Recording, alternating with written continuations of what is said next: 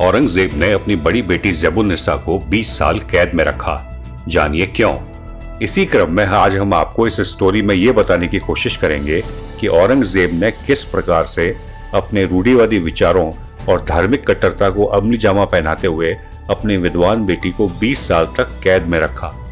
ज़ेबुन्निसा ने महज 7 वर्ष में हासिल की थी यह उपलब्धि।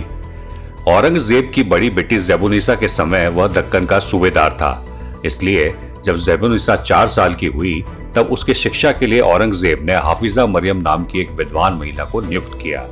ज़ेबुन्निसा ने भी महज 3 साल की अवधि में ही संपूर्ण कुरान कंठस्थ कर ली। इस प्रकार ज़ेबुन्निसा ने केवल 7 वर्ष की उम्र में ही हाफिजा की उपाधि प्राप्त कर ली। ज़ेबुन्निसा की इस उपलब्धि से प्रसन्न होकर औरंगजेब ने पूरे औरंगाबाद में सरकारी कर्मचारियों के लिए एक दिन की छुट्टी कर दी तथा बड़े स्तर पर उत्सव मनाया। इसके बाद शहजादी ज़ेबुन्निसा को 30,000 सोने की अशर्फियां पुरस्कार के रूप में दी गई। ज़ेबुन्निसा की विभिन्न विषयों में दक्षता।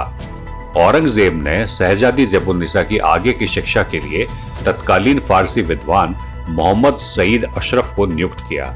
इसके अतिरिक्त ज़ेबुन्निसा को इस्लामिक दर्शन, गणित, खगोल शास्त्र, फारसी, अरबी और उर्दू साहित्य की शिक्षा दी गई।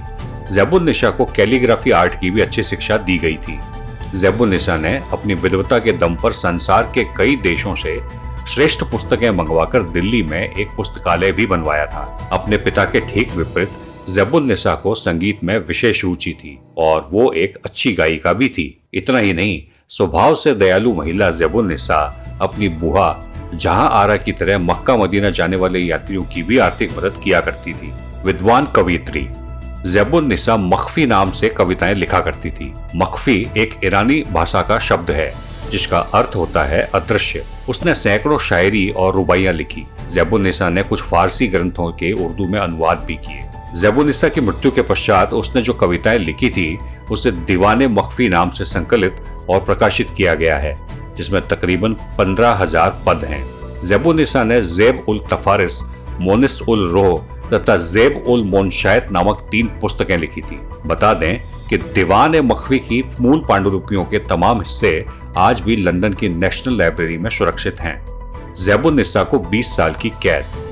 औरंगजेब अपनी बेटी ज़ेबुन्निसा की विद्वता से इतना प्रभावित था कि वह राजनीतिक मसलों पर भी उससे सलाह लेने लगा था। कहते हैं कि जब कभी ज़ेबुन्निसा मुगल दरबार में जाती थी तब औरंगजेब अपनी शहजादों को उसकी अगवानी के लिए भेजता था। इतना ही नहीं, औरंगजेब जब किसी पर नाराज होता था तब ज़ेबुन्निसा अपने पिता से प्रार्थना करके आरोपी को क्षमा दान भी दिलवा देती थी। ऐसे में अब आप ये सोच रहे होंगे कि मुगल बादशाह औरंगजेब अपनी जिस बेटी से इतना ज्यादा प्रभावित था उसे 20 साल की कठोर कैद में कैसे रख सकता था। साल 1662 ईस्वी में औरंगजेब बीमार पड़ा। ऐसे में चिकित्सकों की सलाह पर हवा पानी बदलने के लिए उसे लाहौर ले जाया गया। उस वक्त लाहौर का गवर्नर अकील खान नाम का एक युवक था। वो शायरी भी करता था। ऐसे में जब वे एक दूसरे के संपर्क में आए तो प्रेम कर बैठे। ये बात औरंगजेब तक पहुंची तब उसने ज़ेबुन्निसा और अकील को एक दूसरे से दूर रहने की हिदायत। कहते हैं जब प्यार का सिलसिला थमता नहीं दिखा तो औरंगजेब ने अकील खान को दिल्ली के सलीमगढ़ किले में हाथी से कुचलवाकर मार डाला। इस घटना से ज़ेबुन्निसा इतना दुखी हुई कि उसने अपने पिता के प्रति बगावत का रुख किया। ऐसे में धार्मिक कट्टरता में अंधे हो चुके औरंगजेब ने अपनी सबसे प्यारी बेटी ज़ेबुन्निसा को सलीमगढ़ के किले में कैद करने की सजा दी। ज़ेबुन्निसा ने 20 साल तक किले में शाही कैदी का जीवन बिताया। इस तरह के और अपडेट्स के लिए कृपया अपने एयर न्यूज चैनल को सब्सक्राइब करें